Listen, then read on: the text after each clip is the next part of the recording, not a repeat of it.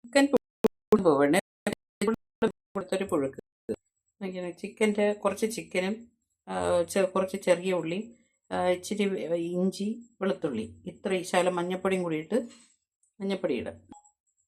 മഞ്ഞപ്പൊടി ഇട്ട് കുറച്ച് ഉപ്പ് കൂടി ഇട്ട് ഒരു 2 വിസിലടിപ്പിക്കണം. എന്നിട്ട് പച്ചക്കറി ഇടും. ഇത് പുഴുങ്ങൻ്റെ കപ്പക്കിഴങ്ങ്, ഉരുളക്കിഴങ്ങ്, കപ്പക്കിഴങ്ങ്, മഷ്റൂം, ബ്രോക്കോളിന് ഉണ്ട്. ഒരു സവളയുടെ പകുതി ഇത്രയും കൂടെ ഇട്ടാണ് വേവിക്കുന്നത്. പിന്നെ കുറച്ച് ചീര എടുത്തിട്ടുണ്ട്, ചീരയും കൂടിയുണ്ട്. ഒരു 5 പീസ് ബ്രെഡ് ഒന്ന് സ്റ്റീം ചെയ്യണം. അപ്പം നല്ല സോഫ്റ്റായിട്ട് കിട്ടും. 5 6 കഴിക്കുമ്പോൾ 6 പീസ് ബ്രെഡ് എടുത്ത് സ്റ്റീം ചെയ്യണം. അതിൻ്റെ കൂട്ടത്തിൽ കഴിക്കാനാണ്. വെജിറ്റബിൾ എല്ലാം കൂടെ ഇടുന്നുണ്ട്. തക്കാളി, കപ്പക്കിഴങ്ങ്, ഉരുളക്കിഴങ്ങ്, പിന്നെ ബ്രോക്കോളി, കൂണ്, മഷ്റൂമുണ്ട് അതിൻ്റെ കൂട്ടത്തിൽ കേട്ടോ. അതിൻ്റെ മഷ്റൂം എന്നുണ്ട്.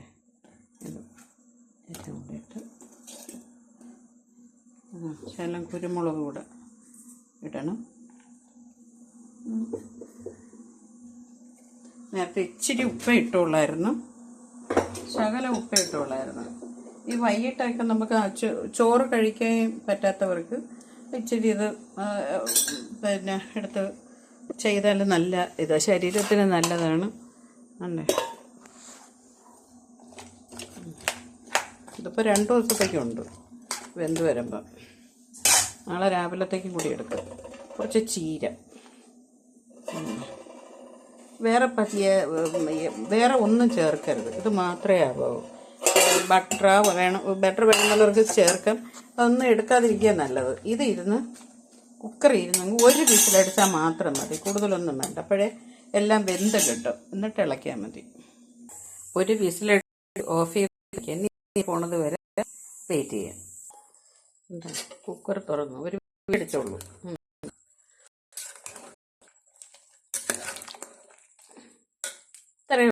ഇത് ബ്രെഡിൽ പ്ലേറ്റിൽ ബ്രെഡിൽ മുക്കി തിന്നാൽ മതി.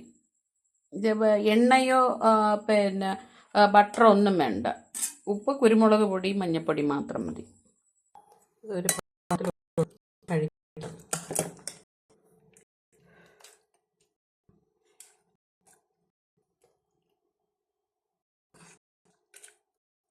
ചിക്കനൊക്കെ വെന്ത് ശകലം ഉള്ള ചിക്കൻ.